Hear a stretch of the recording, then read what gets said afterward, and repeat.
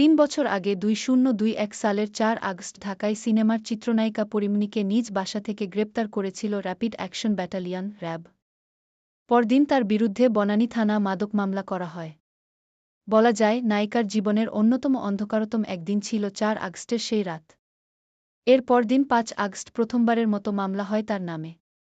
ওই দিনই পরীমনিকে ৪ দিনের রিমান্ডে পাঠায় আদালত। যে কারণে খুব সহজেই জীবন থেকে ৫ আগস্টকে মুছে ফেলতে পারবেন না এই অভিনেত্রী। ঠিক ৩ বছর পর সেই ৫ আগস্টেই বাংলাদেশে ঘটে গেল ঐতিহাসিক এক ঘটনা।